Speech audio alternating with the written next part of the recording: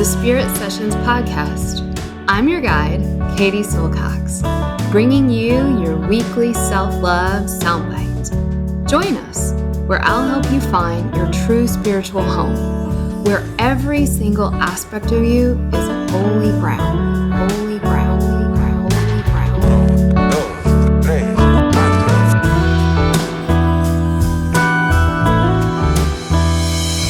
This is Spirit Session Podcast with Katie Silcox. Venga chicos, empezamos.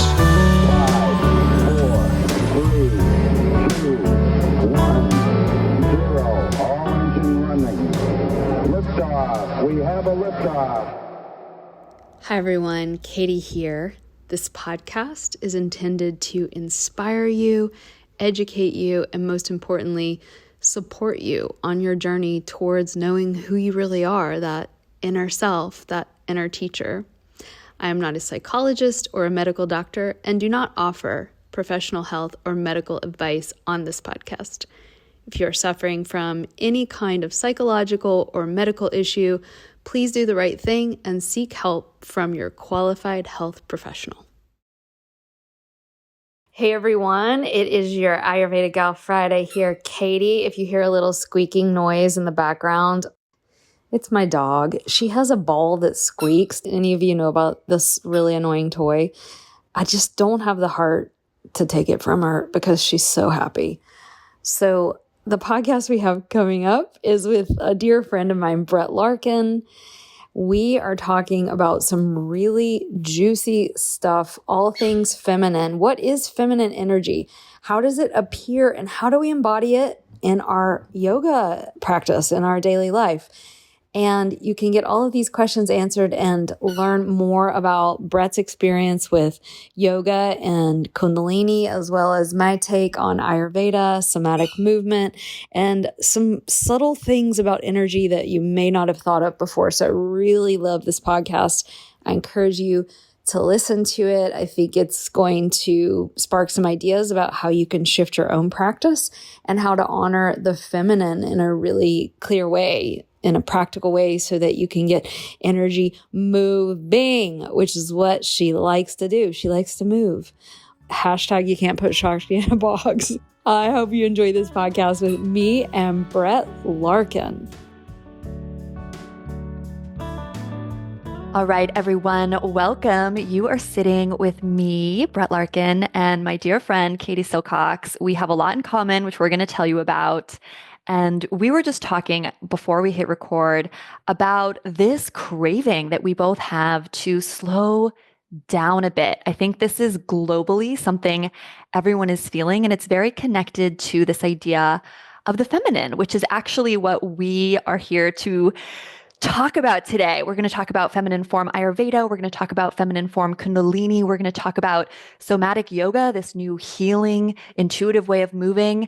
Big headline, spoiler alert, everyone. We're focusing on the down arrow today, right? The current of manifestation as opposed to the current of liberation, the up, up, up, ascend energy ejaculation model that everyone has been focused on for so long. And Katie, I'm just really excited to get to have some quality time with you. Little QT right now.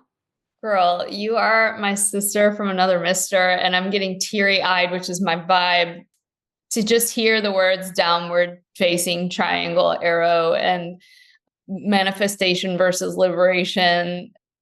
Like, just that consciousness of what we're even talking about. This is such an honor to be able to sit with someone that cares about these things and has thought so deeply about them as I have. And I think our listeners will appreciate just the depth of the tradition that you and I both come from, and yet this sort of rebellious streak that we might call rebellious, but really it's just something else. And I'm very excited as always. I love being with you.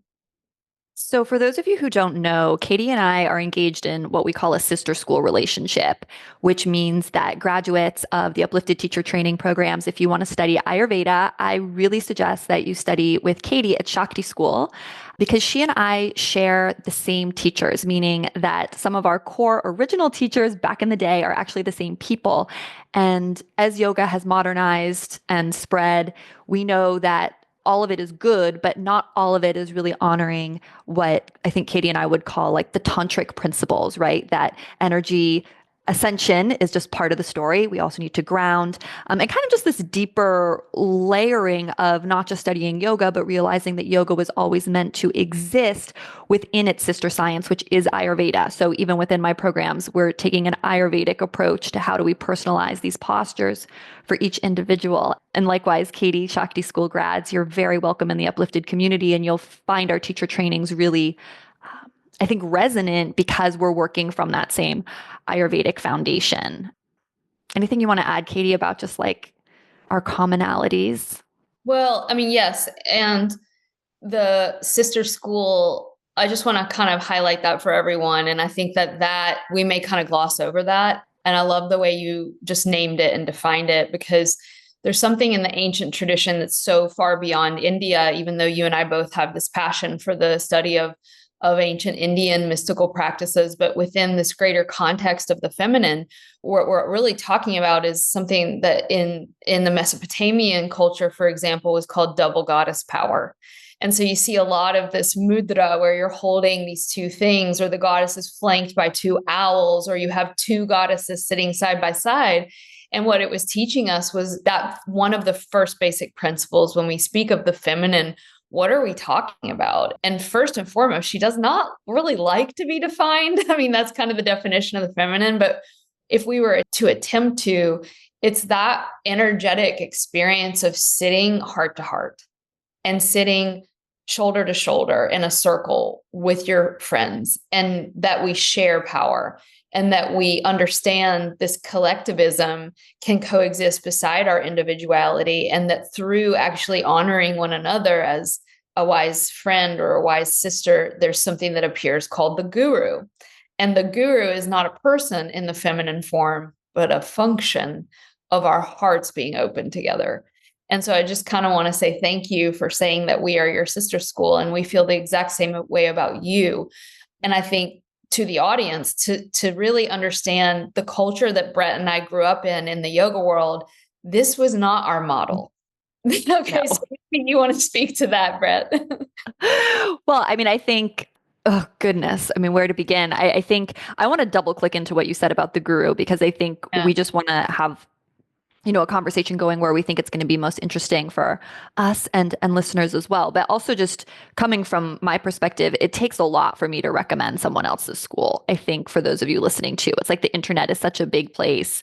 We saw, a plethora of educational programs come online during COVID. And, it's hard to know like who to trust and where, a lot of these programs are a bigger investment. So I really think it says a lot for me to be like, I wholeheartedly, there's like, I think just 3 or 4 other people in different modalities where I really feel that way. So just a lot of respect to you, Katie. And yeah, the traditional model that we have learned, I mean, and let's tie this into the guru, right? Is that there's a teacher modeling something at the front of the class, and that we're striving to create that same shape in our body, or we're trying to, in essence, follow along, which is the absolute opposite of a somatic or feminine form approach, which is all about going inward. I actually was just recording a lecture for my somatic yoga training the other day, and I was saying, like, you're doing a good job if everyone's kind of doing a different thing, right? You're creating an exploratory space for people to explore their own movements and kind of throwing out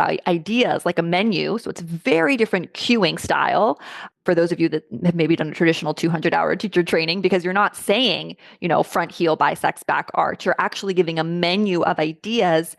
At the same time, the culture we live in is so masculine in the sense that we're used to being told what to do. We're used to structure. We're used to rules. So a lot of times when you're introducing people to this new way of moving, it can be jarring and confusing for them, right? Because they just want to be like a good yogi and follow along. So then the beauty of, I think, this somatic yoga or feminine form yoga approach is like, okay, how do we kind of meet the culture where it is? Because if I just said, okay, everyone, let your Shakti energy take over and let's, just do intuitive movement, go and put on some fun beats, everyone would look at me like I had 2 heads.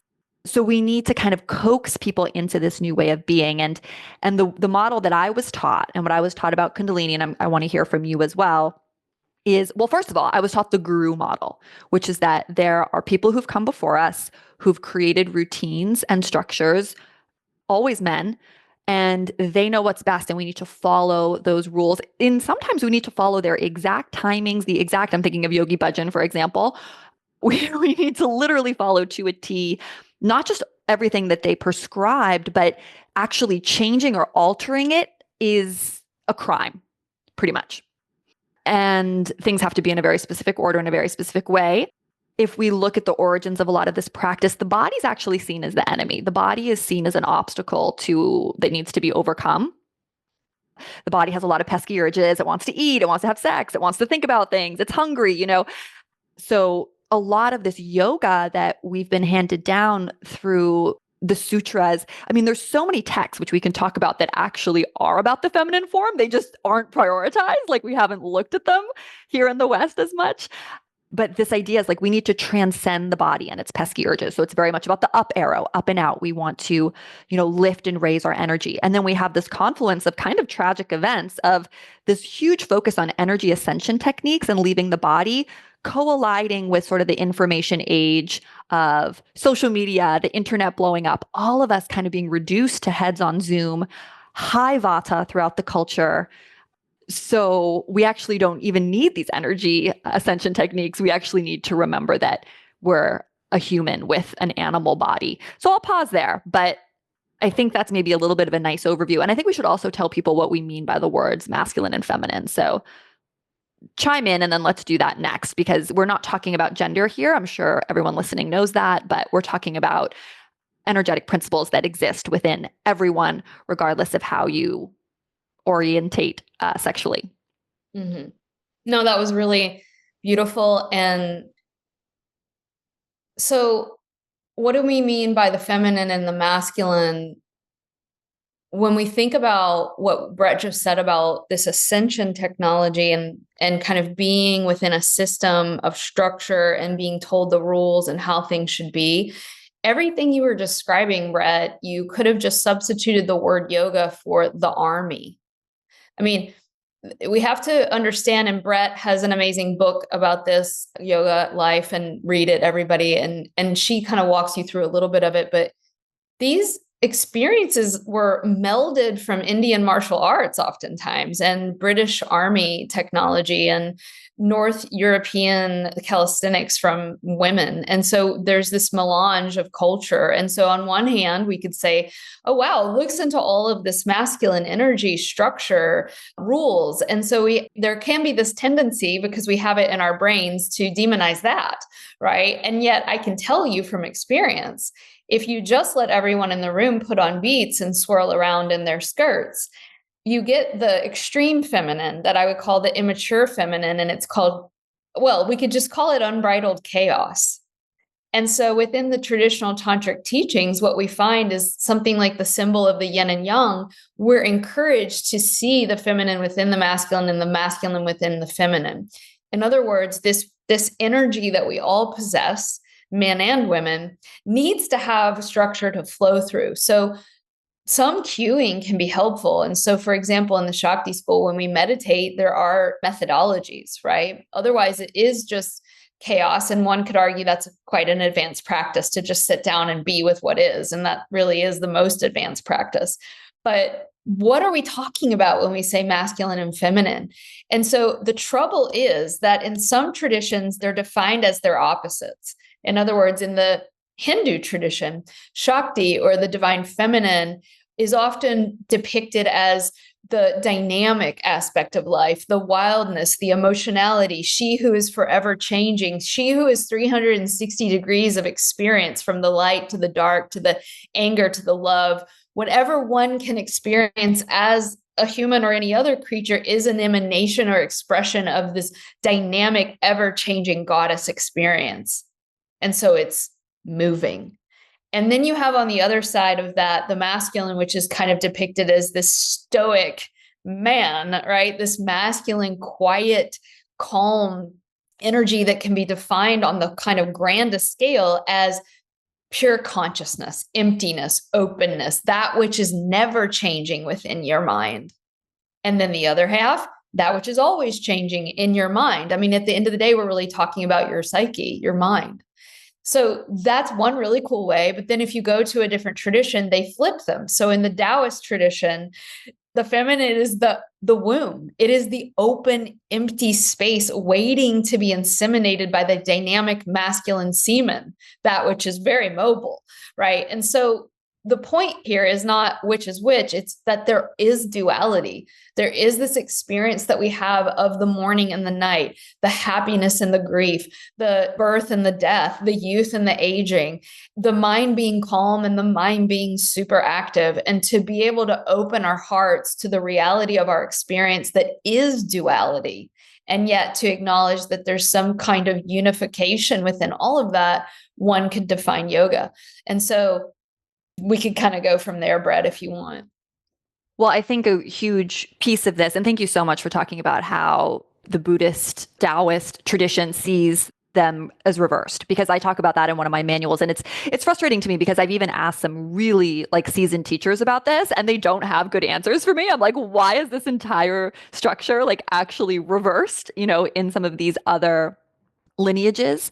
And I think it speaks well to your point. I think the core idea, if you're listening, is that like we have these two opposite energies existing within us. And I often relate to this as like, I'm sure you all have seen those like memes on Instagram that are like, I want to go out and party and socialize and have fun and, meet the love of my life. And I also never want to leave my couch and live in the woods for 100 years, right? Like, and I love those memes. And the reason they get shared and liked is because it's tapping into something that's so core and essential within each of us, right?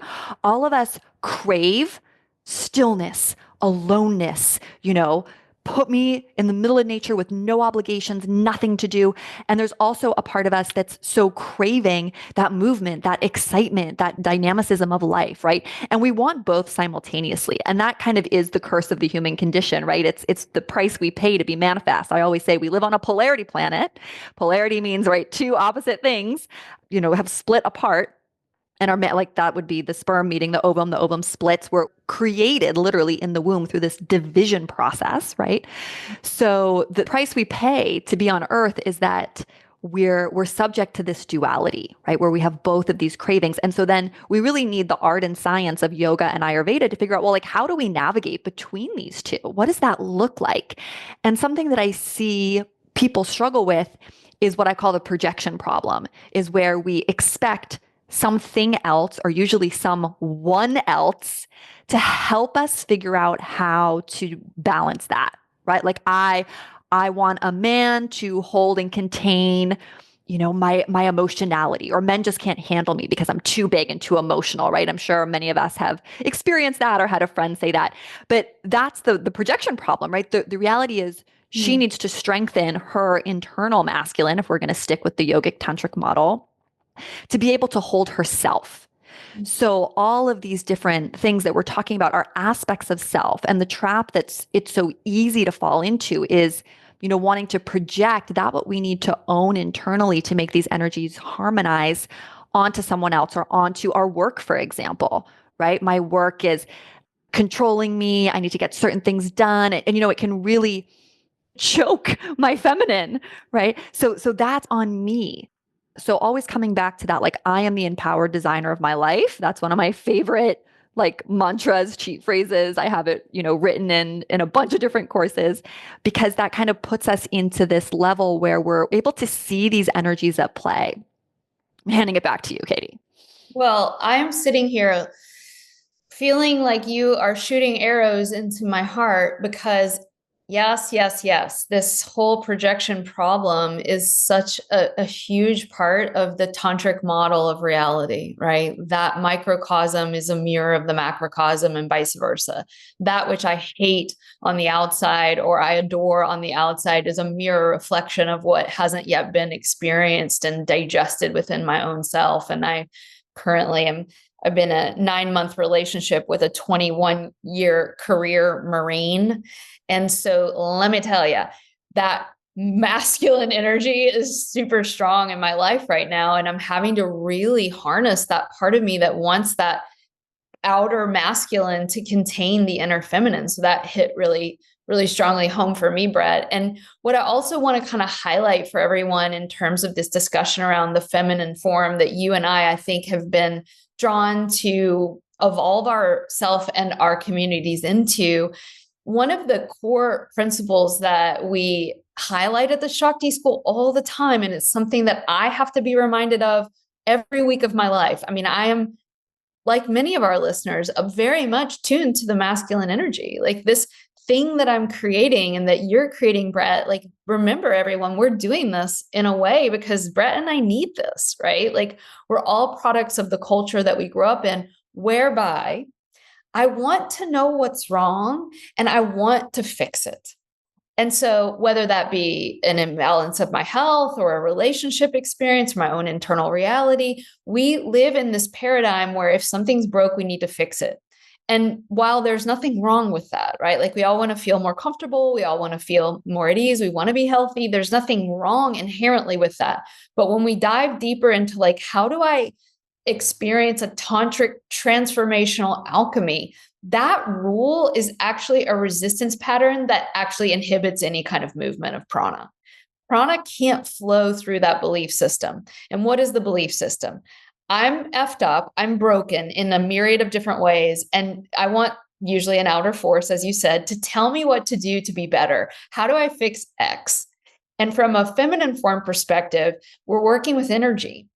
And energy can't flow through tension. It can't flow through the belief system of you are broken and you are a problem and we need to solve you, because that in and of itself creates a resistance barrier in our prana body, in our energy self.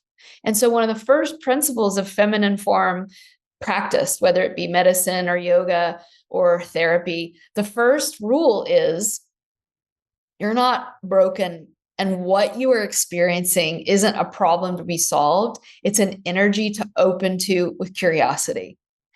And that opens a whole door into working with 360 degrees of human experience.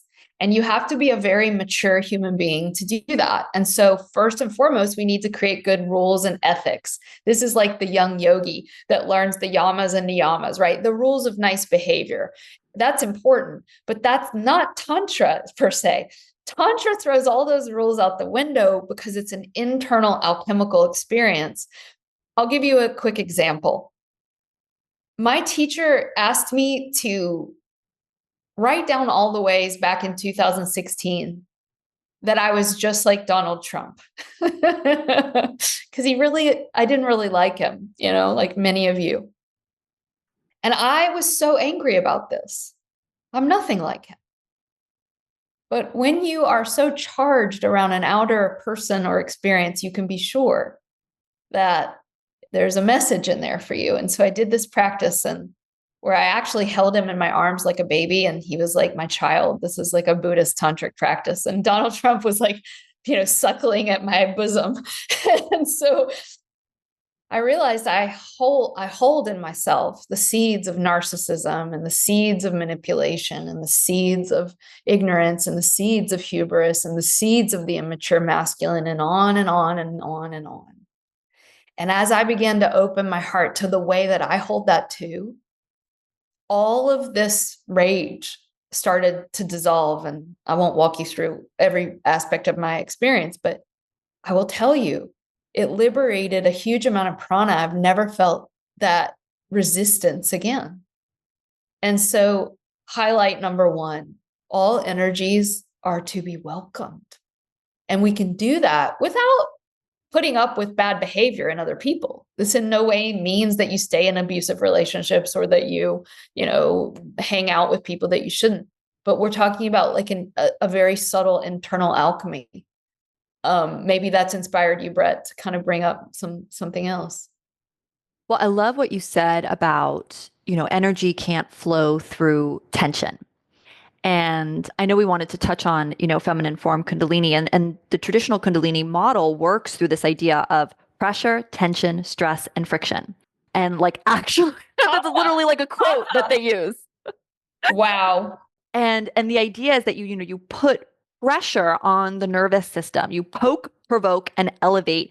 And it's this hydraulic system that they kind of described of like Ida and Pingala pushing down in order to force Sushumna energy from Sushumna up. I kind of visualize like an oil rig or like a drilling system, right? And you're putting yourself through these prescriptive, structured, percussive, precise movements in order to poke, provoke, and elevate. And I think, a key headline word that I'm sure you're going to be happy I inject into this conversation, because I think it's relevant to what you were just saying too, is this idea of pleasure. And what I realized, and thanks for mentioning my book, Yoga Life, because I talk about this in the beginning, but on an even more personal level here with all of you, it was like when I realized that by personalizing my practice, which is what the book is all about, personalizing your practice through the principles of Ayurveda, and when I started even like personalizing the Kundalini aspect of my practice and following pleasure, and that's one of the 4 pillars of my somatic kind of method is pleasure first. When I started following pleasure, it was like the Kundalini was able to rise, or I felt prana and energy rising in a way that was so profound. And I was able to kind of get to a place in 10 minutes, 15 minutes, 20 minutes that felt better than kind of when I was forcing and channeling and, poking and provoking after like a 60 or 75-minute Kriya. And it was like this huge mind exploding moment where I was like, wait, I don't have to suffer because for years, like a decade, it had been like suffer through like a 75-minute thing. I mean, yeah, parts of it were enjoyable, but I mean, it was like follow, checklist all the steps, do, the torso twists for 3.5 minutes exactly, do the 8 sniffs in, 8 sniffs out with my arms at a T for like 20 minutes exactly, and then I feel this energy. And something that I'm talking a lot about or trying to educate more people on is that, a lot of my students, when I talk about this, they're like, well, is the Kundalini energy in feminine form Kundalini moving down? And the answer to that is no. It is not. You're creating a different texture of energy. So if you think of energy as like, just like there's different ice cream flavors, there's different textures of energy. And I find, traditional Kundalini has value. There's nothing wrong with it. I told my students the other week, like I had to get on a plane and I really wanted like this projective, still, clear energy before I went to the airport. And I did like one of the structured Kriyas from my Uplifted membership, and it served me really well. The texture of energy that I wanted to create was that more masculine flavor. But when it's the end of the workday, or sometimes the beginning of my workday, and I want to get into creative flow, or I want to be in a state where my heart is open to connect with my kids or my partner, right? I want that feminine flavor of Shakti, right? That is more embodied. So the energy is moving, like all energy is moving, and it's not just this up or down dynamic. It's like what's the flavor? So the feminine form, it's like instead of activating the Kundalini with the pressure, tension, stress, and friction, it's like we're seducing the energy. We're receiving it. And I don't know why, but there's something about moving in the forms of nature that works especially well here. By that, I mean moving more slowly, moving in spiral movements, moving in what I call biomorphic movements, right? Moving like an animal. But there's a lot that I write about in the manuals about how the feminine is nature. It is that what is manifest. And so when we start mirroring nature in the way that we're moving, so much more energy is able to flow. And it's almost like again, like I said, we're receiving the energy, we're seducing it. All of a sudden, it doesn't become hard work. And it's very strange because we live in this like no pain, no gain culture. And so much of us have been, like myself included, indoctrinated that like you need to work hard and then you get to feel pleasure. You have to like suffer through the Kriya and then you get to feel pleasure. And there's almost something dangerous about like, actually, there's like waterfall, Niagara Fall levels of pleasure available to me all the time if I just choose to tap into that and ease into that first. And when I do, then, oh my gosh, energy is flowing, right? Because I always think about, to just end with a practical example before turning it back to you, like often there's a lot I want to get done. That's my masculine, right? It's never going away. I love it. It's why you have the school, I have the school, why we're doing things in the world. But oftentimes I feel resistance, right? It's like, I don't want to go through QuickBooks, or maybe I don't even want to show up and particularly teach right now, or I don't want to get, these emails done or these forms filled out. And so there's this internal resistance. And the old model, everyone, is to push through that resistance, to tense, to grin and bear it. And that's what we've all been taught. That disconnects us from our energy flow. That disconnects you from your Kundalini orbit flowing, which is your radiance, your authentic frequency, your most unique self. And so when you can remember that pillar of pleasure first, no, I'm going to do something pleasurable first, whether that's making a really nice chai or getting in the bath, even though it makes no sense to take a bath because it's like 9:15 a.m. and every like bone in my body is like, get to the emails. But it's like, nope, I'm going to honor the feminine. And she wants a bath right now.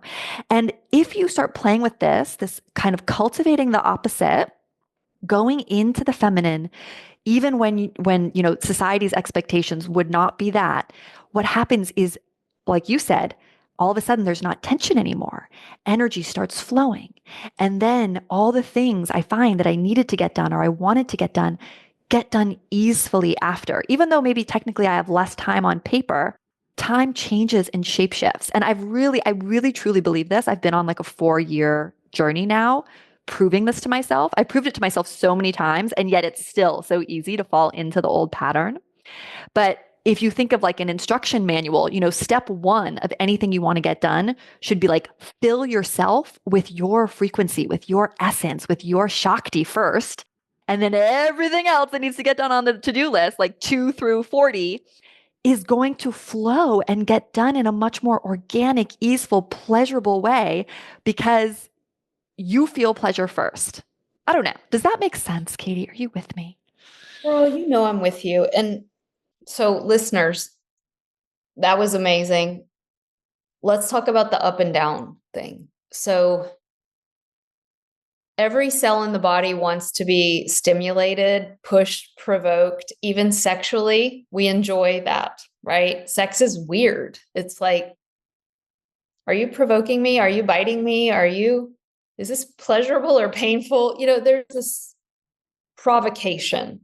And that's one of the meanings of the word hatha, to provoke, to force, like you said. And so every cell in our body needs the stimulation and provocation. And we need what's called eustress. It's a type of stress that enables me to take my nervous system to the next level. And so we can tip our hat to the ancient men of yoga that were doing that to bodies, right? But also every cell in the body needs big mama, like daddy and mommy, gotta have them both, right? Daddy's the part of us that says, get your Excel spreadsheet done, get a job, go to the gym, do that kind of yoga where you look like an arrow. And mama's like, I'll love you no matter what you do, like lay low and glow and roll around on the ground like a tigress. Like, don't do anything on your to-do list, get in the bath. Like, and if you veer too far in one direction, you'll get dosha. Either way, you mentioned we're all vated out. I totally agree. And so in Shakti school, like the question you might be asking out there in listener land is, well, why do you call it feminine form? Isn't it both? And the answer is yes. Like I joke with the students, it's the Shakti Shiva school. Like we need both of these forces, but Brett and I are doing this because this feminine is so atrophied even in the yoga culture, that we are highlighting her, not because we only want to do that. We all are already existing within this hustle culture. And so this is the antidote and the remedy. On a subtle body level, we can really talk about it as the chakras. So we're taught this, in my opinion, false model of how energy is going to move or how it's supposed to move. And this kind of yogic ideal of ascension that you mentioned, Brett, leaving the body, demonizing the feminine. Energy, when you actually get out of all of the paradigms and all of the belief systems and all of the models that we've been taught, and you actually just, one of the definitions of Tantra is the raw, direct experience of reality. And so if you just drop your attention into your pelvic floor, you can feel over time as you begin to open and clear through the light of consciousness, this part of your body, you can sense especially as women and as men, but oh my God, this part of me is sexual, right? This part of me is downward flowing. This is where my excrement leaves the body. This is my menstrual channel. Like you can just feel the truth of that. And you can sense these energies that do move downward. The chakras energetically go in all directions, up, down, left, right. It is a spanda. It's a spiraling force that exists everywhere. And if you could actually see it, which some people can, I can't remember the name of this. It's an Ouroboros. It's an infinity symbol, right? Going in all dimensionality. And so to think in up and down, like it emulates this arrow. I call it the arrows of the warrior 1 and 2. It emulates that like one dimensional reality. If you only move on your yoga mat in one dimension, you create one dimensional consciousness. It's actually super limiting. When we move in a circle in 360 degrees, you called it natural biophilic, I think, movements, biomorphic movements, we're actually in reality. That's tantric. Anything that brings you closer to being in reality is the practice. And so we start Shakti School off, and we almost every single class, my students can tell you, the only practice that we do is Apanavayu, and we do it by imagining a waterfall dropping down our body and down into the earth. And then how do we actually get in tune with the feminine form? Most people don't know, but when you ground energy, you don't only go in and down, you allow the earth, her Shakti, to come up into you. And so it creates this light socket into her. And so actually grounding, this thing we think of as going down, and it's not Kundalini, it actually goes all the way down and all the way up. And now you're plugged into her, and you don't have to try, like you said, Brett, at all, right? Like you're plugged into the light socket. And the way I define Kundalini is the aspect of our consciousness that's dormant or asleep. And so when you begin to pour the earth energy up into the body, and also the heavenly energy down into the body, that which is asleep or dormant in you starts to wake up. And as that starts to happen, I want to make it very clear for listeners out there, it is often a not so pleasant experience. And so, yes, we want to infuse ourselves with as much ease and gentleness and compassion. That's the Divine Mother, the non-judgmental awareness, the honey science. We want to be so soaked in love and kindness. And we call it ojas, right? Because when you begin to pay attention to reality, and internally and externally, we will be like Buddha. At first, we'll have to spend 7 years just weeping for the plight of ourselves and humanity. The reason we don't want to be with ourselves is because when we actually open to what is here, we realize that we're holding storage. Everything that we haven't been able to fully grok in the past, through that awareness and hopefully love, that could start to bubble up to the surface. And so Brett is 1000% right. And it brings tears to my eyes because this is not the way I was trained as a yogi. We need so much pleasure. We need so much gentleness and ease and kindness and sweetness, because you are going to be walking into the doorway of all your sleeping demons, right? And your sleeping angels. And so I don't want to sugarcoat it for our listeners. This is a very brave thing that we're inviting you into. Don't get it twisted. The feminine's not easy. This is the hardest path there is. So well said. Like, yes. And I love you talking about the grounding and, the power of the earth and, just like, mwah, chef's kiss. Like, yes, yes, yes, yes. And to put this in broad strokes, because some of you might be listening and like, what? What are these two drugged out on? I know. And like, we're not. But think of it this way, like the yoga that we've been handed down, this traditional model, was about enlightenment. It was about achieving enlightenment. It was designed for the young men that, Katie was talking about that we have the chaturangas, all the things that sort of they needed. And then it was designed for this sannyasa class, right? These people that once they were done being grandfathers, that wander in the woods in order to prepare for the next life. And it's kind of like practicing mini death. Like, how can I get it really easeful for my soul to basically leave my body? And that's the yogic practices that they were doing and now we're doing. So it's about enlightenment and leaving the body. While this somatic yoga, embodied yoga, feminine form yoga, it's emerging into the field. So however you want to think about it, but it's about healing. It's actually about healing. It's about what Katie just said. It's about being with the fullness and kind of terror of life, right? Which is that tantra, right? And then seeing, oh crap, I have been resisting here. I have a bracing pattern here. I've been, and then these somatic movements or these feminine form movements are about actually like an energetic expression of that which we've been repressing, because this is a key paradigm shift. I think we also need to, walk people through. And Katie, like, interrupt me or add on to any of this, but the pain that we're experiencing isn't because of the heartbreak. It's our resistance to feeling the heartbreak that's causing. Absolutely. Right. Or like in all of these like chronic pain conditions, it's like a million things that have added up over a lifetime.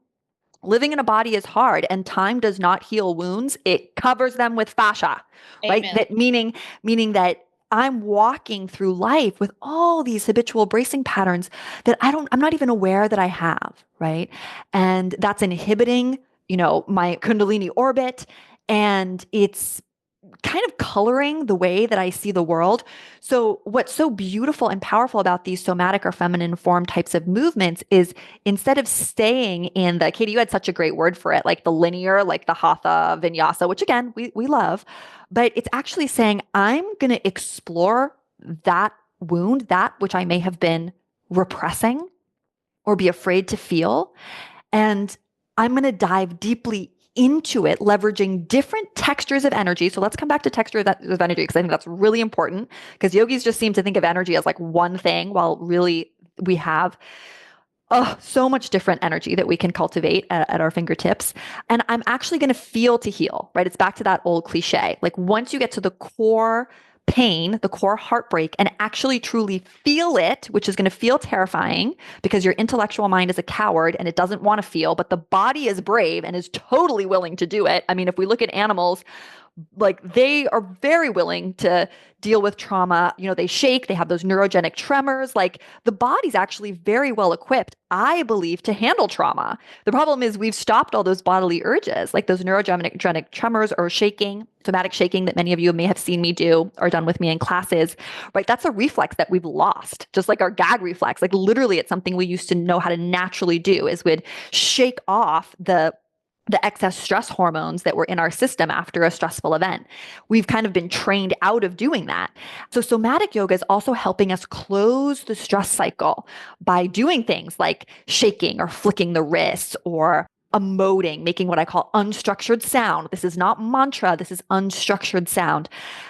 So this reframe of the feminine yoga, the somatic yoga being about healing as opposed to enlightenment. Very, very different journeys, both very valuable to go on. But as Katie said, it's like this path has been overlooked for so long. That's why she and I are emphasizing it. You need both. I mean, I talked about the other day. What's great is when you have both, you can really design your life and I think feel fantastic. Like, as I said, sometimes I want that masculine energy because of what I have going on. Or those of you who are afraid, one of my students asked me, maybe it was last year, but she said, well, what happens if I dive so deep into these feminine practices that I just, kind of lose myself or nothing? And I said, that won't happen. Like, for me, I really like healed my feminine. And then funnily enough, I got the urge to do masculine practices again, right? Like, the body is a self-correcting mechanism, right? So, we're going to titrate between these two poles. It's just like most of us have been so far in one pole for so long that you kind of need to do a larger excavation of this other area and then trust things are going to recalibrate. Yeah. Well said. No, I am laughing because of your student, not at her, because of the question is so deep. And I want to go back to it. I'm so scared. Like, what if I do all these feminine form practices and I I lose myself. Yeah. And What if I get in the bath and I never get out? Right. yeah, Like it's like I'm in the bath for like 10 days, no work has gotten done, or 10 years. Or I confront my fear, but I realize there's so much grief or so much fear, and I get sucked into it. And so, but the funny thing is, you will lose yourself. You said no. And that's also true, because she's not. She's going to become more her and more authentically her. But she's also, from a different perspective, we could say you are going to lose yourself. That's the point. The point is selflessness, right? And the irony is that the more you are open to that dissolution, Laya Yoga, of the ego, the more you become, right? That's the great paradox of Tantra. We live in this paradoxical practice, right? So the more, and the other thing that I wanted to highlight that you mentioned, Brett, like that you didn't state overtly, but it was just right there in the subtext, is shame. What we think is the problem that we are running from so hard is actually the key that we hold within the cage. We've got the key. We just don't want to open it, right? It's right there for us, because the fear of actually opening to this thing, whatever it is. For me, it might be grief, or for others, it might be anger. It might be, for me, it's all of them. And for really everyone, it's all of them. I've realized guys, and I'm telling you, I don't know anybody that's gone as deep as I've gone. Maybe you, Brett, maybe my teacher, few people on the planet that's been like, you know what, dude, this is the lifetime I am going in.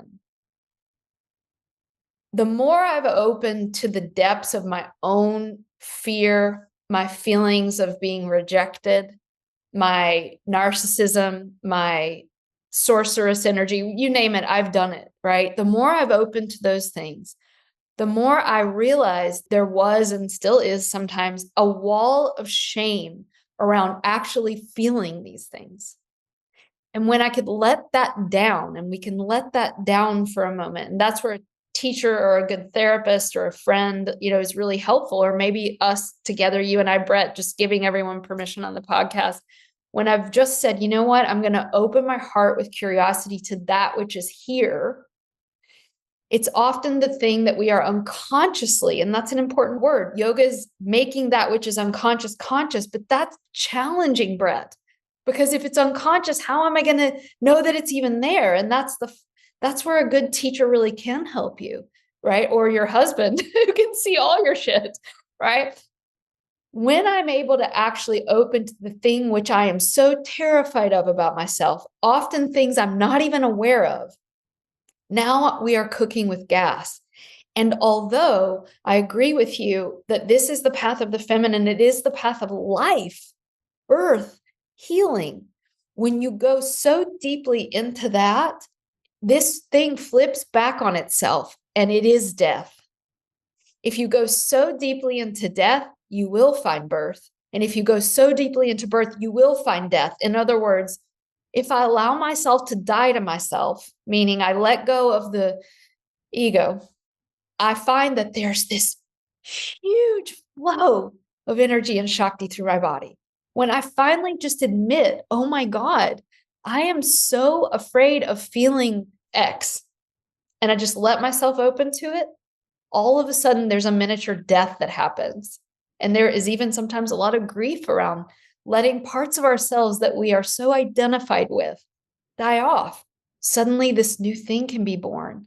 And so I think for listeners out there, when you fully practice this feminine form, and guys, I want to quit my job and just go to your somatic yoga school for a year. And I think you and I should teach like a retreat together in Costa Rica or something, that like, when we really let that happen, the masculine comes online.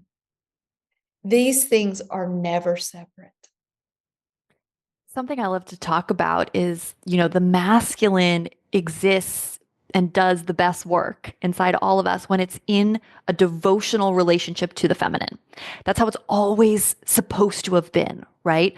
Like my love, what is your vision? What is your desire, right? Because the feminine operates on desire. She knows, right, what she wants. I want to teach yoga. I want to be an Ayurvedic practitioner. I want to, and then he's like, okay, beloved, I see your vision. I'm in your pleasure field, right? I'm juiced up by you. I'm going to make that happen for you. Like I'm down on one knee with my hand on my heart, reaching up to you. Like I will get the website built. I will, email the clients. I will like it brings his energy online. This is why it has to be pleasure first. If you skip pleasure first, your masculine is uninspired to do anything for you. And then you're writing emails from a place of pressure, tension, stress, and friction, being like, my emails have to get done. My emails need to get done before 10 a.m. or whatever. And those emails have terrible prana attached to them. They're not going to have the same resonance. So when you can figure out that you're in this like you need to inspire. And it's so funny because I do so much business coaching around this. Like, how does this come up in business? It is so many of us are not inspiring our internal masculine, that internal warrior, hero, action taker to take action on behalf of our dreams because we're not seducing him with the dream enough. We don't have the currency of enough pleasure to inspire him to do the hard work and do the hard things. So I don't know why, what you were saying. I don't know if you want to say more Oh, about that. I have a few things that you inspired in me.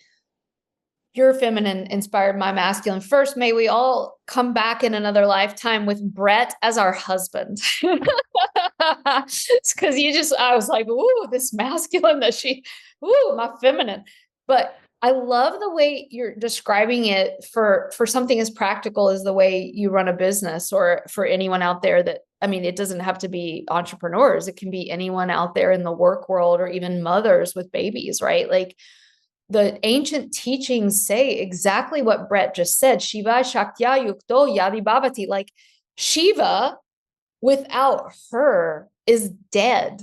He's inert. He's boring, right? Like, he needs that juice and sap and honey of her inspiration to get him off the couch. Yeah, And Shiva without Shakti is a Sava, right? Or is that's he's exactly dead. what you just said. And He's guys, just to chime in, because like I love Katie and dead. how deep her wisdom is. In the myth of Shiva and Shakti, who wakes who up?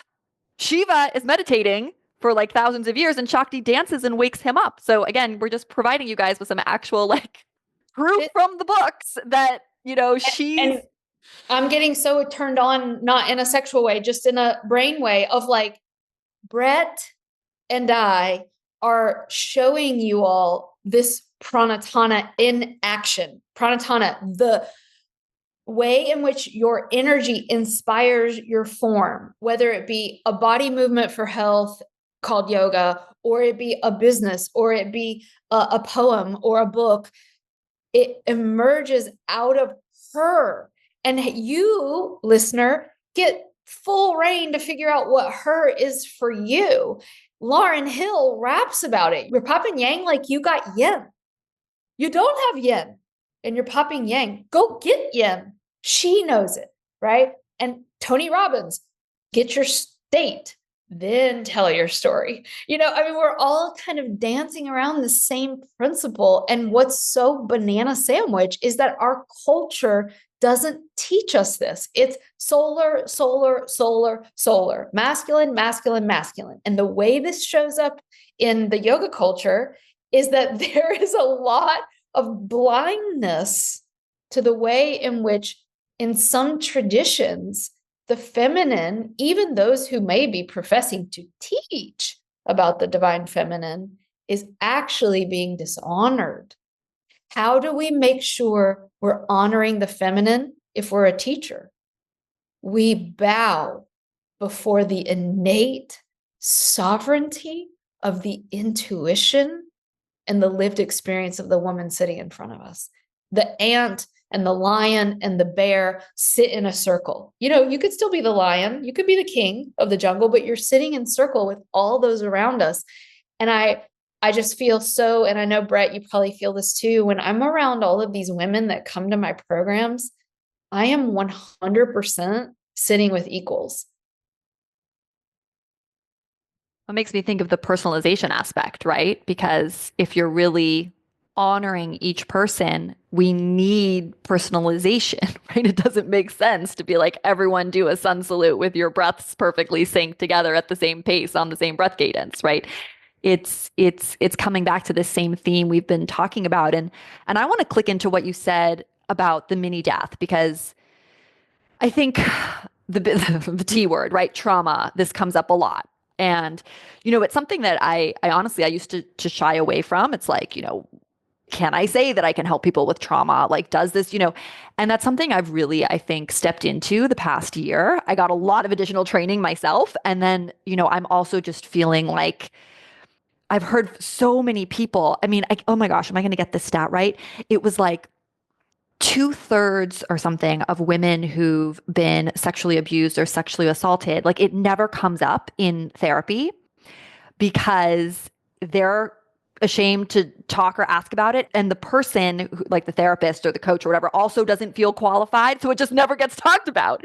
And there was something about this stat where I was like, wow, if we all just think like, well, I'm not qualified enough to deal with trauma. And I have done a lot of extra trainings this year, but it's like, we're doing a disservice. We need to be able to go into those darker spaces with people or hold space for those kind of mini deaths. And a lot of what I've been working with is not really yoga. It's actually what I call exteroceptive practices, where we work on feeling safe, where we orient ourselves in the room. I mean, most of us listening to this podcast, we're probably like, oh yeah, closing my eyes and lying down feels relaxing. But that's actually not true for many people who've been through trauma. Just lying on their back or closing their eyes is not safe and is not relaxing.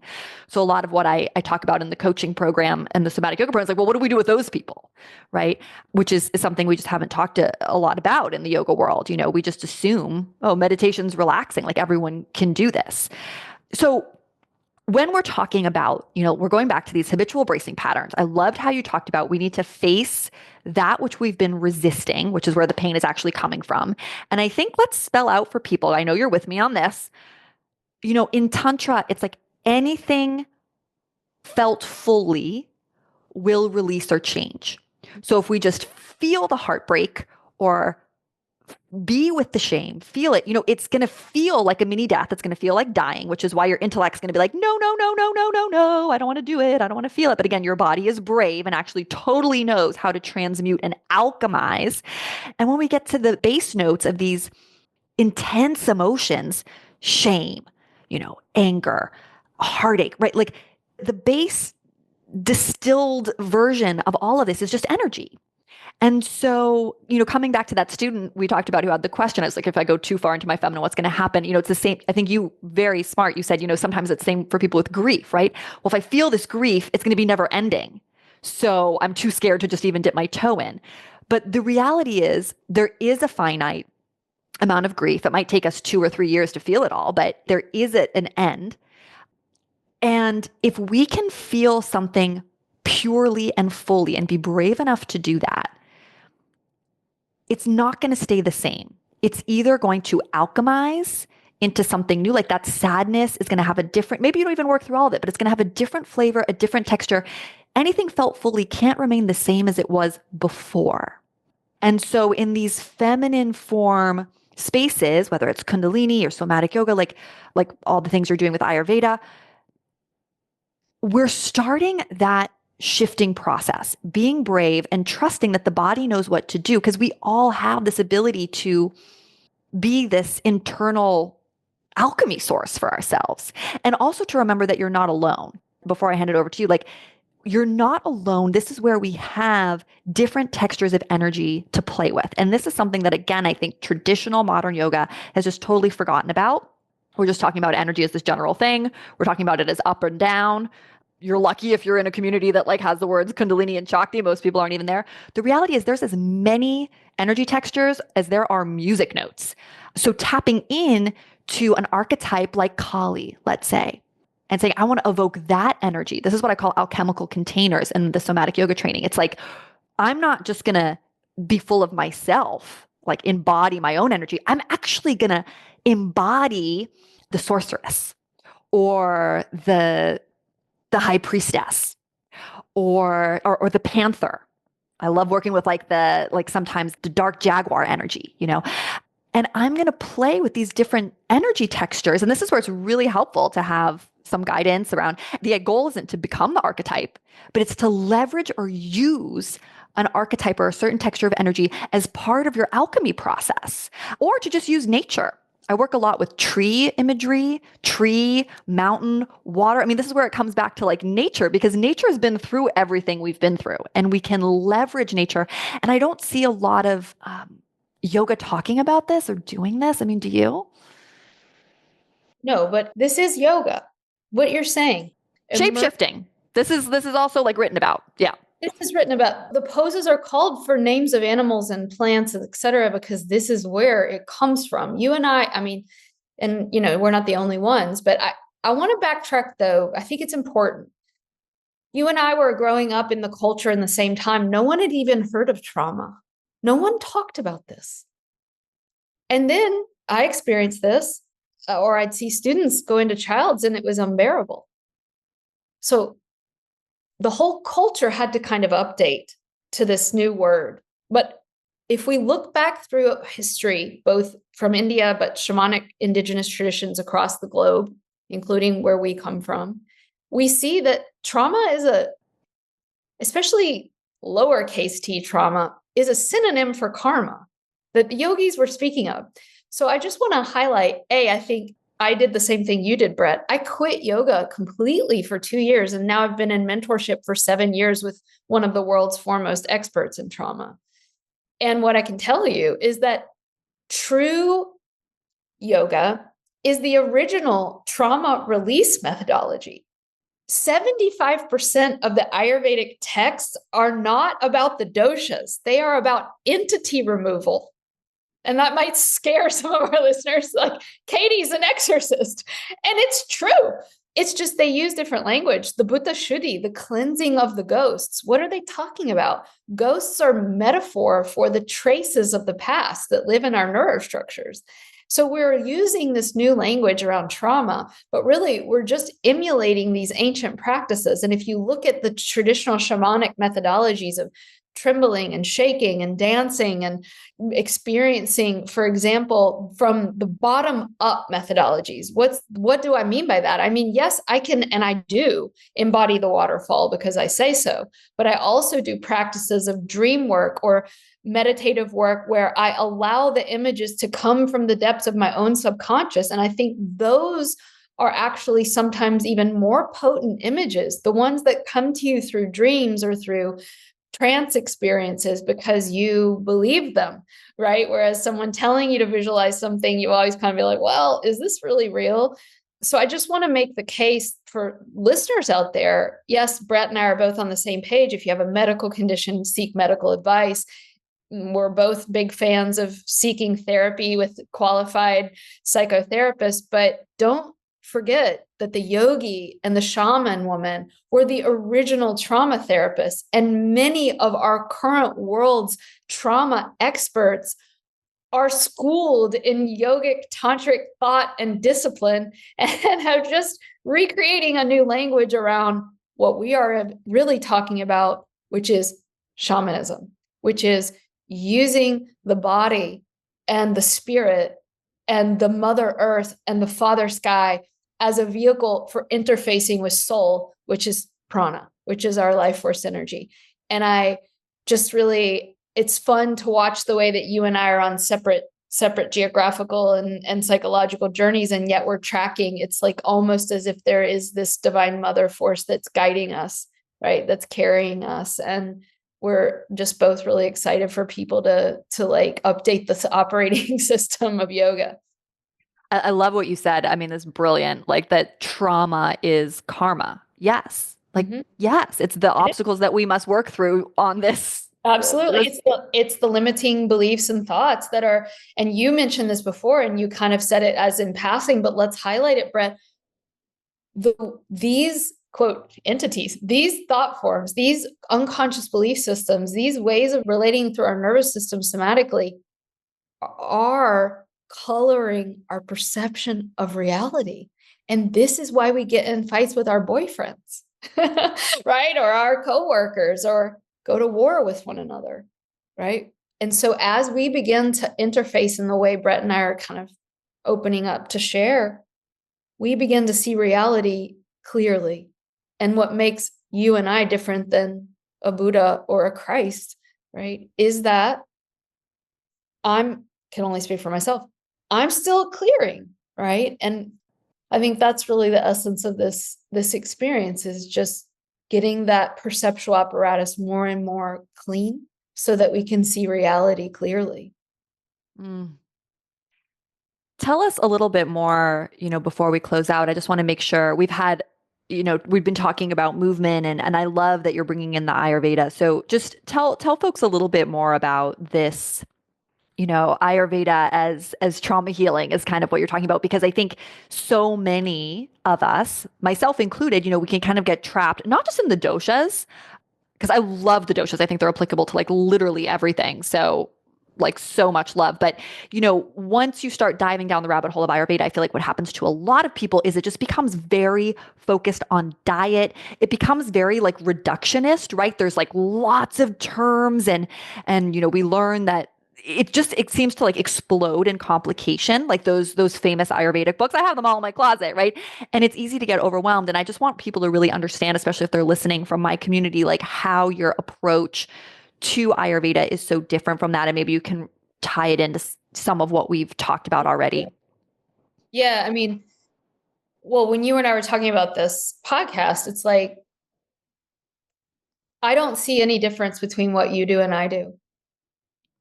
The technologies may be a little different, and I'm so grateful that we have a place we can send our asana people that want to learn physicality, because we're not specifically teaching that. But you and I are in the eagle eye vision, are doing the same work.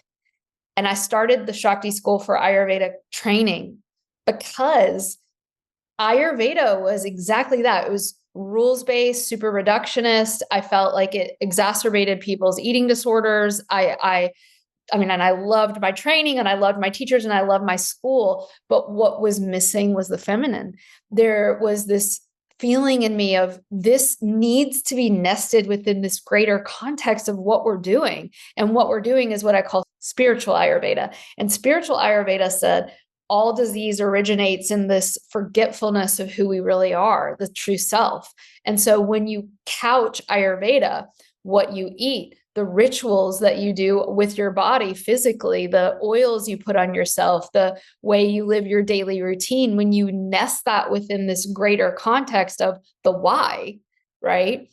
Ayurveda suddenly takes on this whole new form. And I hadn't seen that taught anywhere. And so we are a school really about spirituality. It's a Tantra school. And we just so happen to teach a lot of Ayurveda, but we really are a Tantra school. And within that tantric framework of what I just said about what original Ayurveda was, 75% was, quote, the removal of entities. And so at least what I teach at Ayurveda school is really about that willingness to open to that which has not been felt and experienced in hopefully a really slow, loving, nuanced way. And now we have this incredible place called Feminine Form Ayurveda, and people come and they go, oh my God, I don't have to like follow a food list, or I don't have to do everything perfectly. I get to tune to my own grandmother and what she cooked and what she ate. So I could go on, but we have a long, beautiful year together. And we'd love to have any of you listeners out there. And likewise, I know you got something coming up, I think in February, around somatic movement. And I want to be a part of it. I'm like, I want to attend. I know. I wish we could just take each other's programs all the time and not actually do anything else. That would be really, really fun. Absolutely. Yes, yes. So everyone listening, if you're called to Ayurveda, go check out Shakti School. I really believe in everything they're doing, and I just know how deep Katie's wisdom is, as I'm sure you've heard, just listening to her on this podcast. And if you ever want to do yoga teacher training, take my course on the history of yoga. I have trainings in Kundalini yoga, somatic yoga, my somatic yoga or embodied yoga life coaching program, where you also kind of work one-on-one with people in a therapeutic way. There's just a lot of offerings. And I suggest booking a call, because we can also put together like a customized program for you that really meets your needs. And we're really grateful that you stayed and listened and your mind might be a little bit scattered. I feel like my mind's a little bit scattered, but I'm like, I'm gonna just listen to this again and listen to it back. And I'm so grateful for you, Katie, and kind of the richness of some of these discussions we get to have, always in awe of just your actual like Vedic knowledge. And anyone who's listening to the very end, come hang out, go deeper with us. Brett, thank you. Likewise, let's just close by me saying this to you. Oh my God. Like, I feel like every time I'm with you, I am with someone very rare.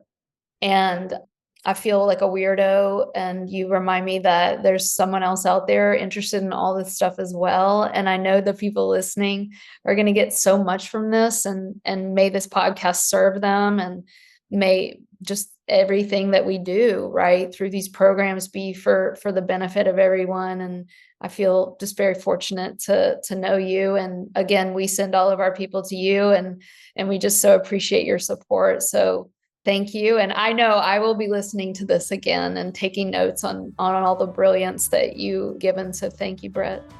Bye, everyone. Put pleasure first. Pleasure first. Woo.